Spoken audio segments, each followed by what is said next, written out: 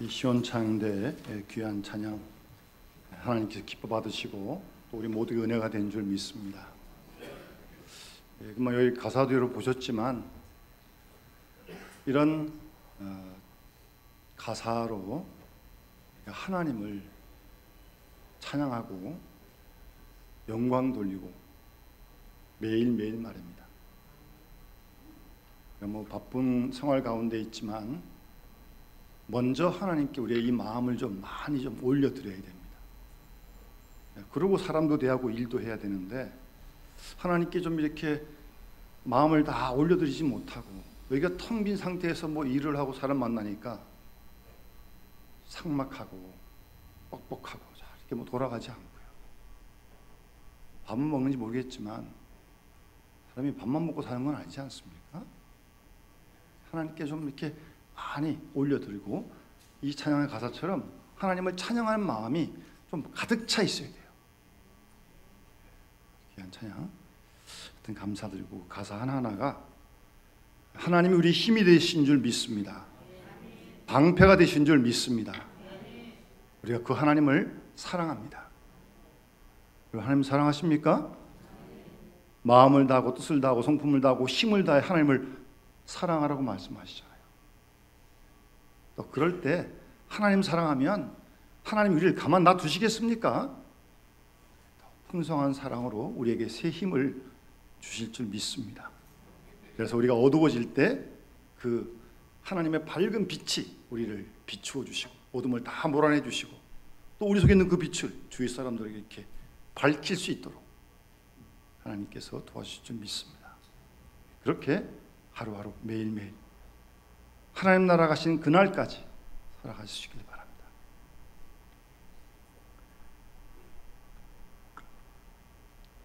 우리가 시편에 보면 여러 150편 가운데 주제들이 많이 나오는데 특별히 몇 편을 보면 하나님의 지으신 세계를 찬양하는 노래가 시편 가운데 몇 편이 있습니다. 한번 듣기만 하십시오. 19편에 보면 하늘이 하나님의 영광을 선포하고 궁창이 그의 손으로 하신 일을 나타내는도다.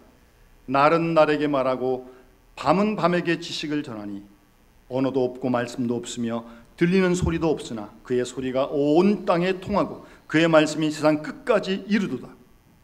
하나님이 해를 위하여 하늘의 장막을 베푸셨도다. 해는 그의 신방에서 나오는 신랑과 같고 그의 길을 달리기에 기뻐하는 장사 같아서 하늘 이 끝에서 나와서 하늘 저 끝까지 운행하며 그의 열기에서 피할 자가 없도다. 시편 19편 시인은 그렇게 노래합니다. 이런 시편을 읽으시면서 이 노래가 여러분들의 노래가 되어주시면 좋겠습니다. 한번 불러보세요. 이 가사 그대로, 이 시편 그대로를 그런가 하면 잘 아신 대로 시편 8편에도 여호와 우리 주여 주님의 이름이 온 땅에 어찌 그리 아름다운지요. 여러분 아름답습니까? 온 땅에 주님의 이름이 어찌 그리 아름다운지요. 시인은 지금 이 온 세계를 보면서 꽃밭 오르는 그런 감격을 이렇게 표현하고 있잖아요. 우리도 좀 이런 신앙을 좀 갖고 싶지 않습니까?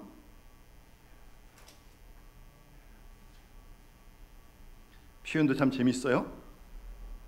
주의 손가락으로 만드신 주님의 하늘과 주께서 베풀어 두신 달과 별들을 내가 보오니 사람이 무엇이기에 주께서 저를 생각하시고 인자가 무엇이기에 주께서 그를 돌보십니까?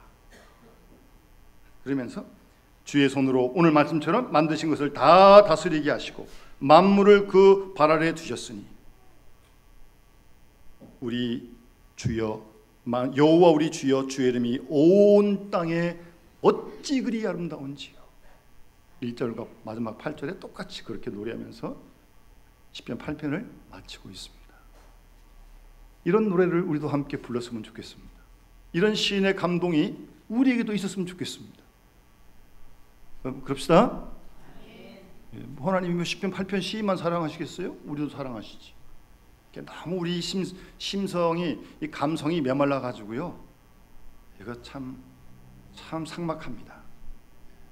그건 아니죠. 회복해야 합니다. 그래서 이런 시를 노래할 수 있는, 같이 노래할 수 있는 그런 영적인 감성이 우리에게 회복되어지기를 간절히 소원합니다. 여러분, 우리 창세기 1장을 보면 하나님께서 첫 번째 날 빛이 있으라 하심에 빛이 있어서 창조를 시작하십니다. 그래서 그 빛이 있기 전에는 1장 1절에 우리가 본 대로, 2절에 본 대로 땅이 혼돈하고 공허하고 흑암이 깊음 가운데 있었습니다. 거기에 하나님께서 태초에 빛이 있으라 라고 말씀하시니까 빛이 있었던 겁니다. 우리의 생활 현장이, 우리의 사역의 현장이 때로는 어두울 때가 있습니다. 어두움이 엄습할 때가 있습니다. 그런데 그것 때문에 불평하지 마세요. 또 두려워하지도 마세요. 혹 어두움 가운데 우리 생활이, 우리 사역 현장이 그렇다 할지라도 창세기 1장처럼 하나님 말씀이 오시고 성령이 운행하시게 될 때에 그 어두움이 물러가게 될 줄로 믿습니다. 하나님 살아계시니까요. 빛이 있으라 하신 하나님의 그 말씀이 성령과 함께 역사할 때 우리 속에 모든 어둠들이 물러가고 우리를 짓누르고 낙심케 하고 그런 어둠을 거두어질 줄 믿습니다. 그 하나님 살아계시니까요.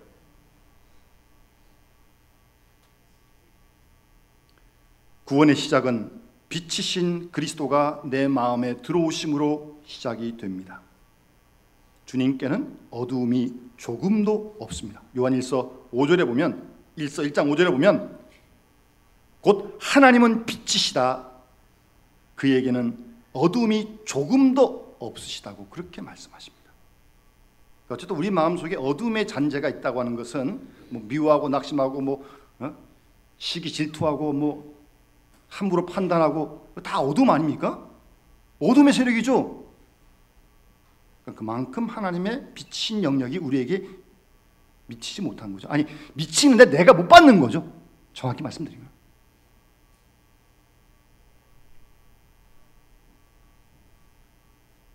여러분, 하나님의 창조의 역사는 저녁이 가고 아침이 오는 역사입니다. 하나님의 구원의 역사는 오늘도 마찬가지입니다. 말씀과 성령이 함께 우리 가운데 역사할 때 하나님의 빛이 임할 줄 믿습니다. 그럴 때 우리 속에 있는 모든 혼돈과 공허와 흑암의 세력이 다 물러갈 줄 믿습니다. 하나님 오늘도 살아계십니다.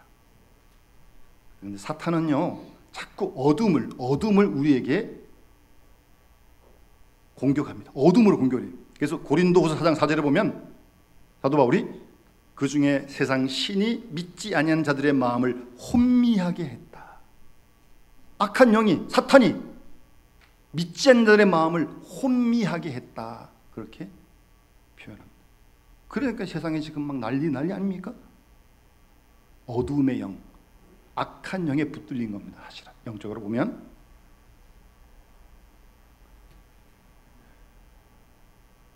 그리고 하나님의 창조의 역사는 점진적이었고 어떤 분명한 목적을 가지고 창조하신 겁니다. 하나님께서는 정교하게 준비하시고 모든 것을 일정한 순서로 행하셔서 각각의 날들이 그 다음 날을 준비하도록 하나님께서 그렇게 계획하신 것입니다. 그래서 창조하신 다음에 이 창조의 절정, 창조의 클라이막스는 오늘 본문의 말씀입니다. 인간을 하나님의 형상대로 지으시고 모든 지은 만물을 다스리게 하시는 하나님의 통치의 대행자로 우리를 세우신 것이 창조의 절정입니다. 그리고 하나님은 이 일을 아주 기뻐하셨습니다. 그렇다면 하나님이 오늘도 가장 기뻐하시는 일이 무엇이겠습니까? 이 본문 말씀을 함께 읽으면서 아담 이후 우리 속에 파괴되어진 그 하나님의 형상, 하나님 형상도 우리를 지었다고 그랬잖아요. 그 아담 이후 다 파괴되어지고 일그러져서 세상에 지금 난리인데, 잃어버리고 파괴되어진 하나님의 형상이 그리스도 예수 안에서 회복이 되어지고,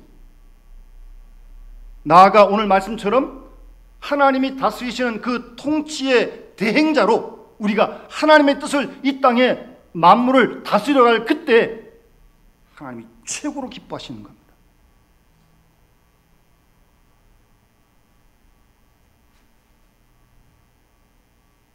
우리가 신앙적인 성숙이라고 하는 것은 먼저 우리의 내면이 하나님을 자꾸 닮아가는 일이 신앙적인 성숙입니다. 본문에 말씀하시는 하나님의 형상대로 지음받은 그 모습이 예수 믿고 점점 날마다 회복되어진다는 사실입니다. 그게 성숙이에요. 그게 축복이에요, 사실은요. 여러분 스스로를 돌아보십시오. 내가 예수 믿고 내 속에 잃어버린 파괴되어진 하나님 형상이 얼마만큼 지금 회복되어지고 있는지, 이건 계속적인 진행형입니다. 하나님 나라 가실 때까지 멈추면 안 됩니다. 제일 중요한 일이에요, 여러분. 신앙생활 중에서 봉사도 하고 다 수고해야 돼요. 근데 그것만 한다고 저절로 되는 게 아닙니다. 그건 그대로 하는 거고, 그 하는 사람도 형상을 회복하고 닮아가면서 그 일을 열심히 하고 봉사해야지. 그래야 상처가 안 생기는 거지. 일만 많이 하고 부딪히고 그러면 하나님 영광 드러내겠습니까?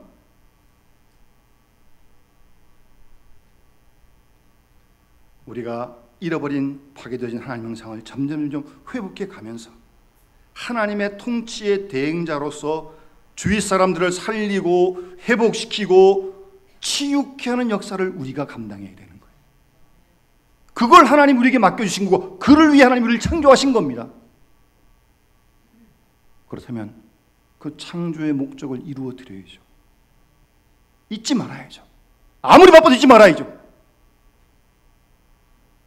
이런 일은 점진적으로 이루어지는 거예요. 그래서 점점 우리가 하나님의 영광의 빛으로 가까이 나아가게 되고, 이 방향으로 점점 매일매일 나아가야 되는 거예요. 매일매일. 주일날 한 번만 하는 게 아니고요. 어떤 직분을 맡으면 하는 게 아니고 평생 매일매일 이 일을 해야 된다는 말씀이에요. 그래서 하나님 우리를 창조하신 거, 만드신 거예요. 우리 속에 잃어버린 파괴된 형상들이 자꾸 회복되어지고, 내 속에서 나를 보는 남들이 그리스도를 발견하게 되고, 나가 우리 주위에 쓰러지고 넘어지고 낙심당한 처져 있는 그 사람들에게 우리가 하나님의 통치의 대행자로서 그들을 살리고 위로하고 힘을 주고 세워주는 그런 역할을 우리가 감당하길 하나님이 원하시는 거예요. 그걸 위해 하나님께 우리를 만드신 겁니다. 그래서 로마서 8장 29절에 보면 사도 바울은 하나님이 우리를 부르신 목적을 분명히 밝히고 있습니다. 하나님이 미리 아신 자들을 또한 그 아들의 형상을 본받게 하기 위해서 미리 정하셨다라고 말씀하고 있습니다. 우리를 왜 하나님의 형상을 택하셨냐? 하나님의 아들 예수 그리스도의 형상을 본받게 하기 위해서 우리를 택하셨다는 말씀입니다. 아시겠습니까? 우리 몇 년 전에 그런 용어를 많이 썼는데, 우리 교회가 예담골이 되자, 우리 그렇게 기도하고 그래 말을 했습니다. 예수를 닮아가는 사람들이 모이는 골짜기가 되어야 합니다. 교회는 그 이상 그 이하도 아닙니다. 예수님을 닮아가는 사람들이 모이는 골짜기가, 예담골이 되는 것이 교회여야 합니다. 왜요? 그를 위해 하나님 우리를 부르셨으니까. 이것 때문에 하나님의 자녀가 됐으니까. 하나님의 아들 예수 그리스도의 형상을 자꾸 본받아가요. 한국 교회가 여러 가지 일들을 많이 하지만 해야죠. 해야 됩니다. 그러나 이 본질적인 걸 잃어버리게 되면 큰일 납니다. 우리가 신앙생활 열심히 합니다. 열심히 해야 돼요. 봉사도 많이 해야 돼요. 그런데 이거 잊어버리고 하면 큰일 납니다. 이거 봉사 많이 한다고 저절로 되는 거 아닙니다. 절대. 하나님의 아들 예수 그리스도를 본받아가는 일, 제일 중요한 일입니다. 사도 바울이 에베소 4장에도 계속 그 말씀을 하는 거예요. 우리가 다 하나님의 아들 믿는 것과 아는 일에 하나가 되어 온전한 사람을 이루어 그리스도의 장성한 분량이 충만한 데까지 이르리니, 그리스도의 장성한 분량에 충만한 데까지 이르러야 한다는 말씀이에요. 여기에는 중단이 없습니다. 멈추면 큰일 납니다. 하나님 나라까지 계속해야 되는 겁니다. 이거는 사랑 안에서 참된 것을 하여 범사에 그에게까지 자랄지라. 그리스도에게까지 자라가야 한다는 말씀입니다. 요즘은 그 찬송을 잘 안 부르더라고요. 뭐 찬송가에도 유행이 있는지. 내 주를 가까이 하려 하면 십자가 짐 같은 고생이나. 오집사님 그 찬송 잘 안 부르죠. 요즘요. 제가 듣기 잘 안 부르는 것 같아요. 정말 힘들어서 안 부르는 것 같아요.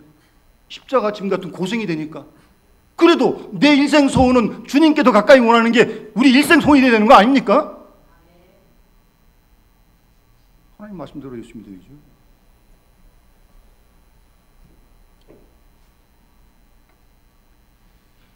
죄는 우리로 하여금 하나님의 영광을 박탈해 갑니다. 우리는 늘 말씀 안에서 하나님의 영광을 매일매일 찾아가야. 그리고요, 창세기를 잘 보시면 그런 생각 혹시 안 해보셨어요? 우리 남자 집사님들, 왜 하나님이 피곤하게 첫째 날, 둘째 날, 셋째 날, 넷째 날, 다섯째 날, 여섯 날까지 만드세요. 그냥 한 번에 그냥 다 창조되라 딱 한 번 하고 그냥 끝나고 마시지. 아니 주님이 재림하실 때 우리가 호련히 변할 거 아니에요? 우리 모두가 다? 그거는 갑자기 되는 거예요. 그거는 정말. 여러분 믿습니까? 성경 말씀도 그렇게 말씀하니까 믿어야죠. 호련히 갑자기. 근데 왜 첫째 날, 둘째 날, 셋째 날, 넷째 날, 다섯째 날, 여섯째 날 또박또박 이렇게 하시는 거예요? 왜? 한 번에 하실 수 있어요, 하나님. 왜 그랬을까요?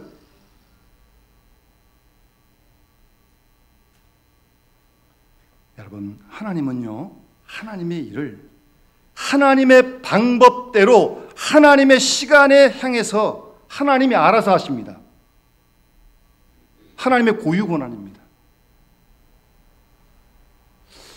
좀 어떤 억지 신앙을 가진 사람은요, 왜 내가 원하는 때 하나님 안 들어주시냐고 그러더라고요.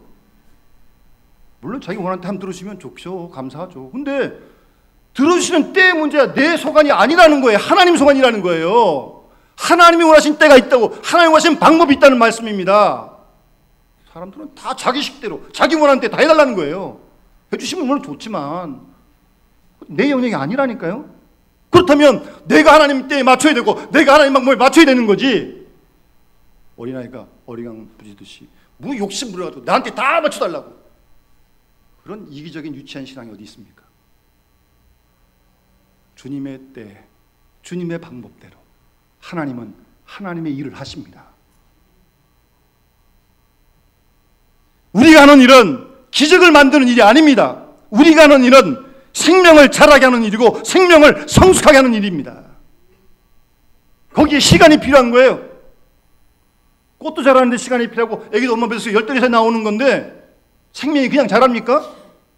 시간이 필요한 거예요. 우리의 신앙도 성숙한 데는 시간이 많이 필요한 겁니다. 이러저런 일을 겪기도 하고. 그래서 인내가 필요한 거예요. 인내가. 조급하지 마세요. 빨리빨리. 이게 상당히 위험한 말입니다. 우물가에서 숭늉을 구하면 숭늉이 나옵니까? 밥을 해야 숭늉이 나오는 거죠.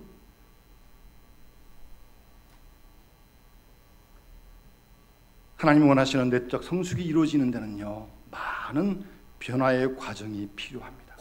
뭐 공정에서 물품을 탁탁 찍어내듯 그렇게 만들어지는 게 아니란 말씀입니다. 공장에서 제품을 찍듯 생명을 함부로 막 찍어낸다고 생각해서는 절대 안 됩니다. 그렇게 안 됩니다. 하나님의 방법이 있고 하나님의 때가 있어요. 그때까지 참고 기다리면서 또 꾸준하게 매일매일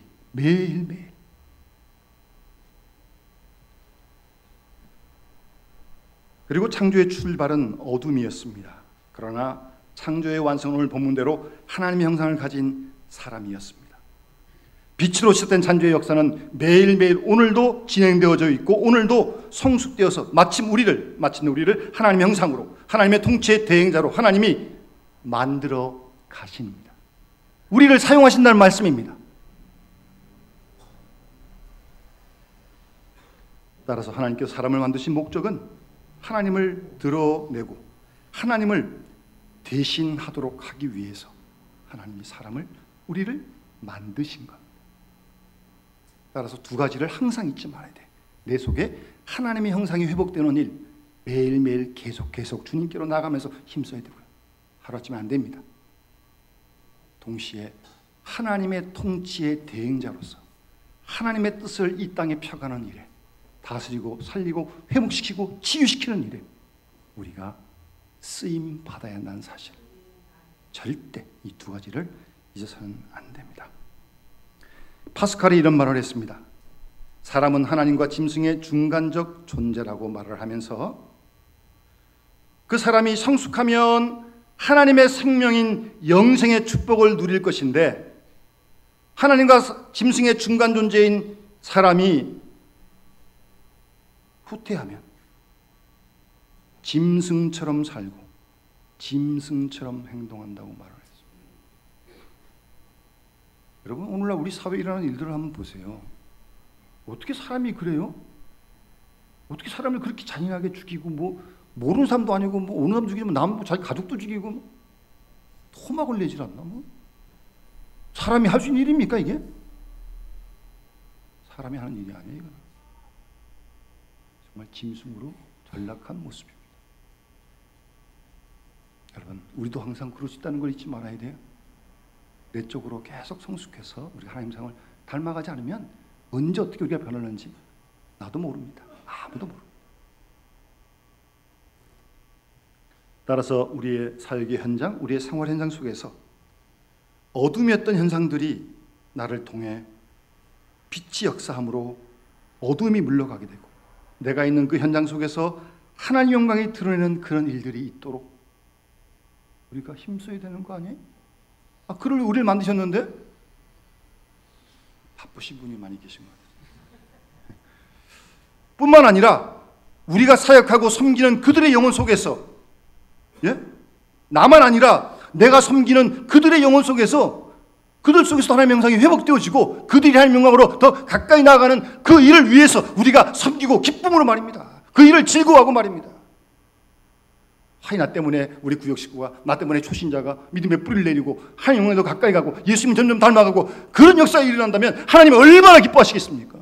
내가 힘이 들어도, 수고가 들어도, 시간이 들어가도 그런 수고를 아끼지 않는 그런 주의 백성들이 되죠. 그리고 성경을 잘 보시면, 창세기 1장 2장을 보시면 창조의 구조가요, 하나님이 하늘을 먼저 만드시고 해달비를 만드셨어요. 땅도 만드시고 씨 뿌리는 씨, 가축, 나무, 그 다음에 만드신 거예요. 또 그럴 수밖에 없는 거 아니겠어요? 땅이 있어야 심죠. 하늘이 있어야 해도 있고 달도 있고. 그러니까 하나님께서는 먼저 그릇을 만드신 다음에 그 그릇에 담을 내용물을 나중에 만드신 거죠. 그런 구조로 창세기 역사가 이루어지게 되는 것입니다. 여러분, 우리의 내면도 마찬가지입니다. 이 밭을 잘 갈아야 됩니다. 그런 다음에 씨를 뿌려야 열매를 맺히지. 이 밭이 돌처럼 굳어 있는데 아무리 좋은 씨를 뿌려야 뿌리가 내리지 못해. 뿌리를 무슨 열매가 맺히겠냐고요, 거기서. 예수님께서 마태복음 13장 천국 비유를 말씀하시면서 씨 뿌리자의 비유를 말씀하시잖아요. 어떤 씨가 옥토에 부러지고 길가에 부러지고 돌밭에 뿌려지고 가시덤불에 뿌려졌다. 길가에 부러진 씨앗은 뿌리도 물론 못 내리고요. 돌밭이나 가시밭에 부러진 씨앗은 뿌리는 내리는데 이 걸그적거리는 게 너무나 많아가지고 열매를 맺지 못해요. 우리의 마음밭이 굳어 있으면 하나님 말씀 아무리 들어도 열매 일어나지 맺히지 못합니다. 마음을 기경해야 되는 거예요. 이 마음밭을요. 그래서 호세에 보게 되면 묵은 땅을 기경하라 그렇게 말씀하십니다. 마음밭이 굳어버리면 아무리 말씀이 뿌려져도 들여져도 열매를 맺지 못한다니까요. 그런 마음이 되면 정말 이건 큰일인 거죠. 마음을 그래서 개간해야 됩니다. 말씀을 듣는데 그 말씀이 뿌려져서 열매를 맺을 수 있도록 그런 마음밭으로 잘 관리를 해야 됩니다. 그래야 열매가 맺히는 거예요. 자신을 잘 살펴보시기 바랍니다. 마음이 준비되지 않으면 시인 말씀이 유익하지 못하고 버리워지게 되는 것입니다. 말씀, 씨를 담기 위해서 우리 밭에, 마음밭에 경작을 소홀히 해서는 안 됩니다. 그리고 우리는 항상 하나님의 것임을 잊지 말아야 합니다. 하나님이 생명의 기운을 불어넣어서 우리가 생명이 됐으니까 2장에 나옵니다만 생명의 주인이 하나님 아닙니까? 또 우리가 예수 믿고 구원받았으니까 주님이 우리 생명의 주인 아닙니까? 우리는 하나님의 소유입니다. 내 것 아니에요. 내 모든 것, 지식, 은사, 건강, 물질 다 내 거 아니에요. 하나님 거예요. 마치 출애굽할 때 죽음의 사자가 죽음의 피를 바른 이스라엘 집은 넘어가고 나머지 다 처음껏 다 죽지 않았습니까? 그 이스라엘 사람들은 첫대생은 다 하나님께 구별해 드리는 겁니다. 그래서 우리 예전에 부모님들은 첫 자식 나면 하나님께 드리고, 예? 첫 열매 거두면 하나님께 갖다 바치고, 거기서 그런 신앙을 이루어요. 우리 모두는 다 하나님의 것입니다. 하나님의 소유예요. 하나님이 내 것이라고 말씀하십니다. 그렇다면 잊지 마세요. 내가 하나님의 것이에요. 하나님이 하나님의 소유를 가만두시겠습니까? 책임지시고 지키시고 돌보십니다.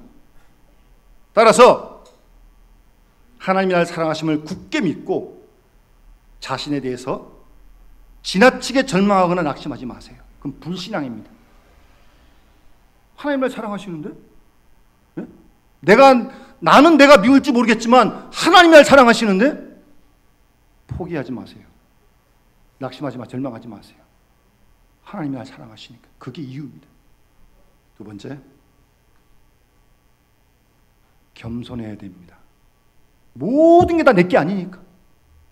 정말 겸손해야 됩니다. 사도 바울이 고린도전서 4장 6절에 보면 교만한 마음을 먹지 말게 하려 합니다 라고 말씀하십니다. 누가 너희를 구별하였느냐? 내게 있는 것 중에 받지 않은 것이 어디 있느냐? 다 받은 거 아니냐? 절대 교만하면 안 됩니다. 교만은 패망의 선봉입니다. 사람이 틈만 나면 그 고개를 탁 세우려고 그래요. 자기를 딱 꽂으려고. 겸손해야 됩니다. 우리 주님이 죽기까지를 위해 주의 뜻에 복종하고 우리를 구원하셨거든요.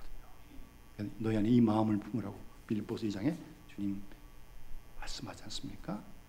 오늘도 겸손하고 내일도 겸손하고. 교만할 이유가 털끝만큼도 없는 겁니다. 그런 은혜를 우리가 하나님께 구해야 합니다.